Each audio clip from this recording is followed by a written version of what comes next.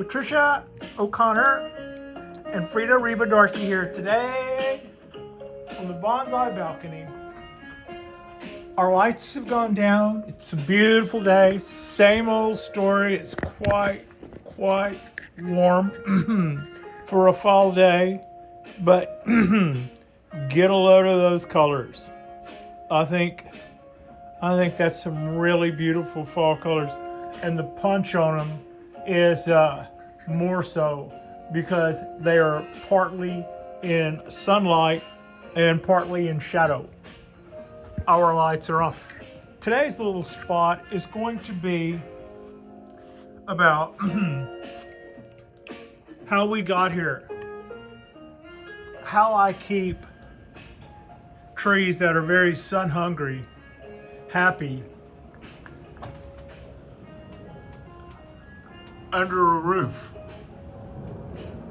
You can clearly see the sky out there. That is borderline ambient.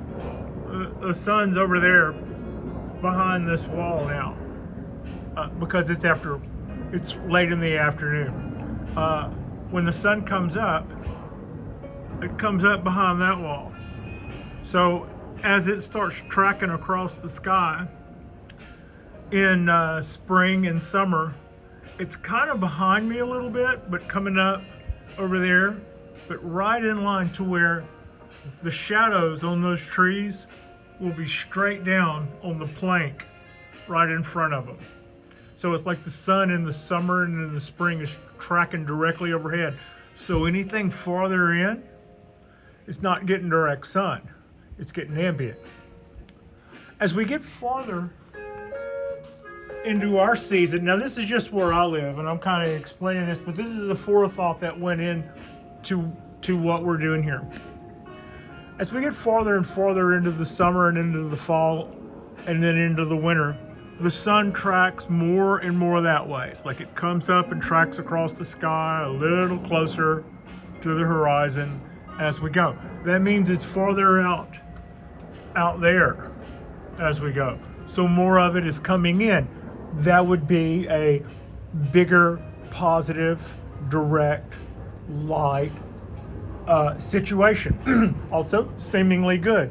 The not as good or not really as helpful as you would think, because that light spectrum will have already begun to reflect its station in the sky. In other words, it's getting oranger as it gets lower in the sky. That's what tells trees, and that's what tells our trees that it's fall.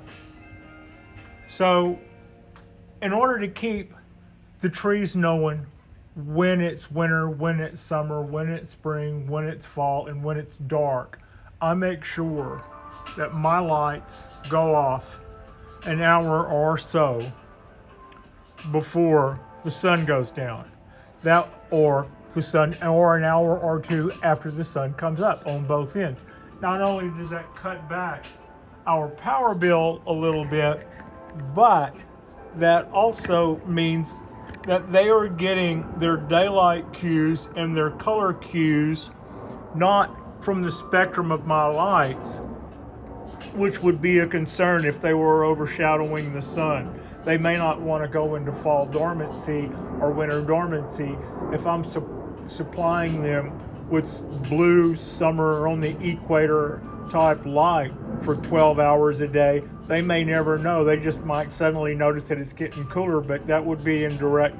Now what that would do is you may go, well, great, we'll just go year round. No, that will run your trees into the ground and kill them. That's why this guy has only a couple of days to hang out here before I ship it up to Northern California for a couple of months so that it can overwinter in a colder climate. That's my ponderosa. But so as we get farther into the year, the sun comes up, it arcs over and then gets lower and lower in the sky, which causes more light to reach in, but that's going to be light that is shifted from blue to orange. So about the time it starts reaching in, these guys wouldn't You see how my maples are in the light now, out of focus, but in the light, and how my trident, and how my dawn redwood is in the light now. And you see how my little literati is lit, and all of my little pines are either in shadow from the ones in front of them, or they're all lit. And that's all reaching in, and that's all of our winter light. And that is also the stuff that I find tends to burn, even the sun hungry. And I've had a couple of our viewers comment that they get that as well. And I once saw a video where Andy Ryan was complaining where one side of one of his ponderosas had burned in the winter on the side that faced west. So yeah, that low in the sky sun has a little bit more burn to it. It might be that it catches the needles more under, or the leaves of the needles more underneath, and they actually get sunburned from the bottom. Not really sure, but those are just some of my ideas. So to counteract that, to make sure that no matter, and it took me a couple of years living here to actually figure out what was going on, sun-wise. The first year I lived here, I didn't know that the sun came up just to our left and was going to arc so nicely. I was putting a few little plants on the rail like our other neighbors, my other neighbors do. And at every so often, the apartment complex will say, "Yeah, that's kind of against the rules. It's take those down." So I decided a long time ago that I would build my own rail. You can kind of see the trees are on my rail, not the white painted rail, and that rail is lined in copper, and one side of it is a little higher than the other side, and there's a hole with a drain on this side, so that as I water, everything will run down my copper drain and pour down into a water vat that I have underneath there. And quite often when I'm watering, I do hear the water running into the vat. It's just kind of just a little trickle into the water sound. And so that's what keeps us from getting in trouble with our water runoff for the most part, and our neighbors. Now, what you see up here, these are 740 watt LEDs. 740 watt full spectrum LEDs. Now, a lot of times if you go, if I go to my hardware store and I'm looking at all of these light bulbs there, I will look at an LED bulb and it'll say 60 watt, 40 watt, or 100 watt.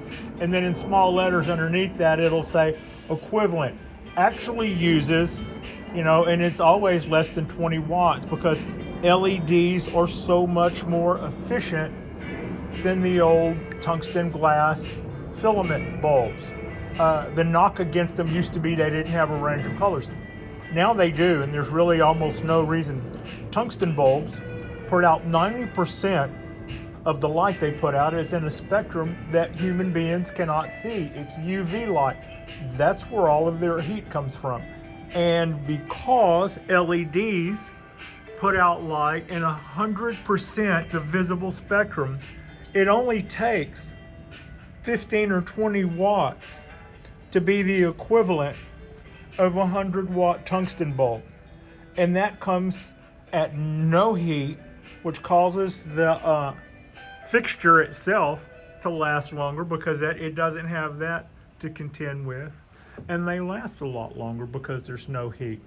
Also, if you can drop them and they'll live, because they're not dependent on glass in a vacuum the way regular bulbs are. So, but unlike the ones that I was just mentioning that are 60 watts, but then you read they're only actually 6.3 watts or something like that, these are actually using a true 740 watts a piece. So if a 100 watt LED bulb only uses 10, 12 actual watts, what would this be the equivalent of? This would be the equivalent of probably a couple of K worth of sodium vapor or metal halide lights or something. This would be a big 2 or 3K model. if this were tungsten bulbs. They're not, they're LEDs. They burn so cool that birds will sit on those bars when they're lit and just sit there. They're not there for warmth. They're not there, but they get no sensation of heat. Even, tiny little birds are just sitting there hanging out like it's just for them. And I've had those guys hanging there going on for 2 years. They do swing in the breeze when water blows in. They do get some of that as well. They don't get poured in, but they've been holding up. Knock on something. I hope that continues to go like that. They've been holding up really well, and they are more than enough to keep our guys going. And I don't burn them 8 hours a day. I burn them for 6+ hours a day as a rule, and that's just to make sure that our lights plus Del Sol, that they're getting at least 8 from somebody, from one of us. And at the same time, that allows the sunlight to still play, to still be the conductor of the show. It still tells us when we're January and when we're April, and it still tells us when we're dusk and when we're dawn. And that's important to trees, and that's how I've been able to keep bonsai trees on a balcony. If I had, other than this balcony, my apartment doesn't have a window aside from this sliding patio door. So if I had windows along this same wall, those would be south-facing windows. And those would probably be good for a few tropicals if I lived in an area. If I lived in an area where I had to bring in my tropicals in the winter, a south-facing window would probably be a good hedge. You could also see, this is enough to light up everything on the balcony all the way into where I'm standing, right? But if I had one bonsai tree, or I had one bonsai tree in a window, I could, for instance, put that tree, put a drip tray underneath it, put something in the center of the drip tray so that the pot isn't actually sitting in water.